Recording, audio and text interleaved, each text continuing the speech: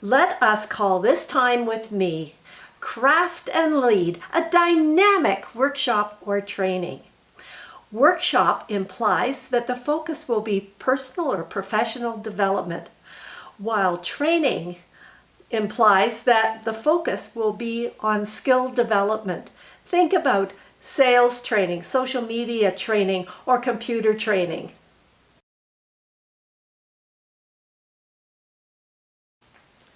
The first step to crafting is to decide on your goals of your participants. Oh, sidebar, participant. Use that word so that your participants know they are going to participate. Your goals need to support what you want your participants to feel, to know, and to do, especially the doing for training. Make a list of objectives. What are objectives? They are sentences that begin with verbs. Verbs such as define, list, examine, question, review. Make the sentences like this. Define 3 effective ways to manage stress.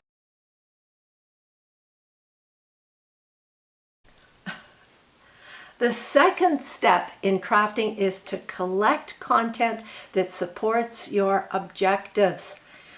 Yes, the vast amount of information, experience, knowledge, know-how that you have needs to be narrowed for the time allotted and to support those objectives.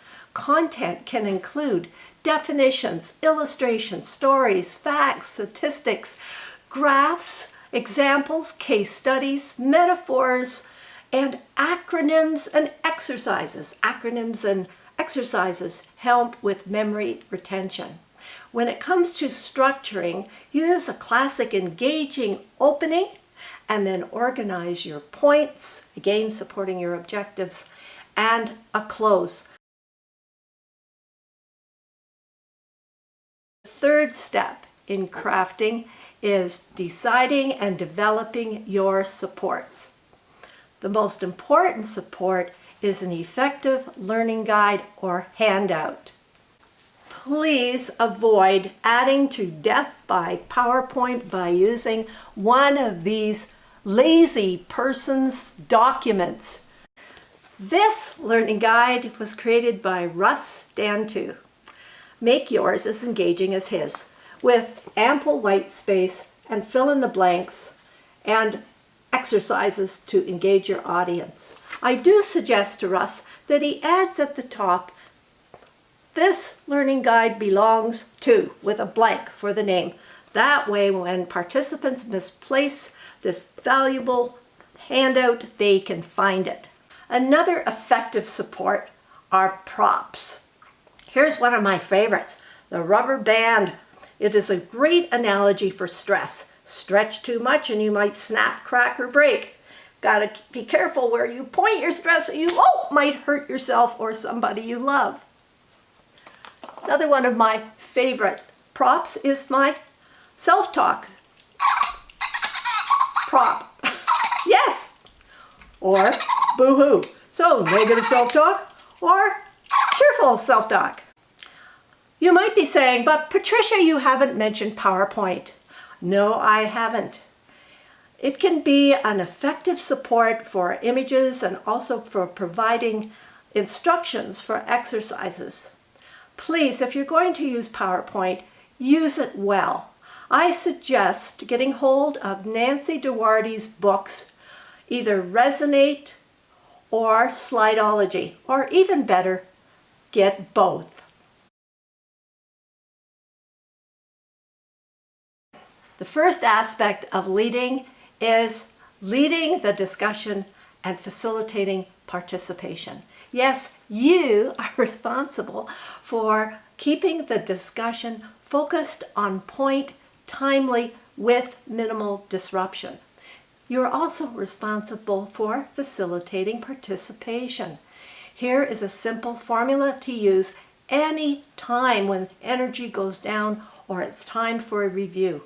It goes like this: think, pair, share. How does it work?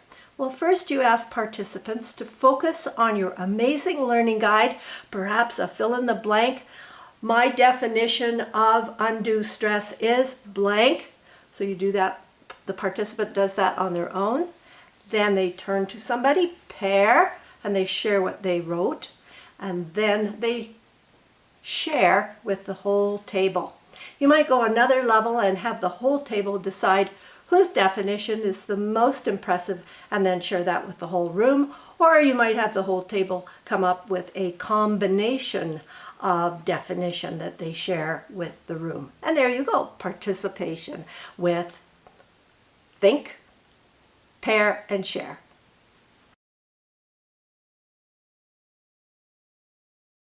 The second aspect of leading is using adult education principles. Here are three main ones.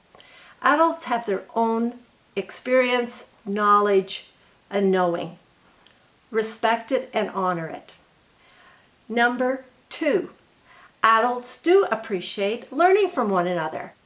And number 3 is, unlike children, adults are hesitant to take risks, emotional risks, public risks. So do reward risks rather than the brilliant answers. Instead of saying, "Oh, that was a fantastic answer, George," you might respond with, "Thank you," to each and every participant. However, do reward risk. "Oh, Alice, you stepped up and volunteered.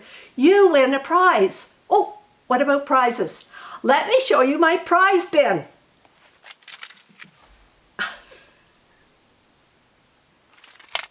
Lucky Alice. Third aspect of leading is managing disruptions. What do you do about the non-stop talker? One of the most effective methods is to stop talking yourself and to give the old I. If two people are having a fun time having a chat in the corner, approach them and perhaps put your hand on one person's shoulder. I'll never forget the time I was in a full ballroom with about 150 people. And there were 2 tables at the back with the folks having their own party, their own potato chips and their drinks. Oh, they were having a great time. I was totally combobulated. I didn't know what to do. Fast forward, and after taking Bob Pike's training, and I do recommend it, Train the Trainer, I now ask people at their table to choose a leader. There are many ways of choosing a leader. It can be the person who has been at the organization the longest, it can be the person who has to drive to work the furthest, or it could be the person who looks the most like Patricia Morgan at the table. You ask that person to choose the person they know the least, and the 2 of them go to another table. So you have a whole room stand up of 2 people standing up at every table, going to other tables, and voila, the cliques are broken up and you are back to being in charge of the discussion and facilitating participation. It is my hope that some of these ideas will be helpful to you.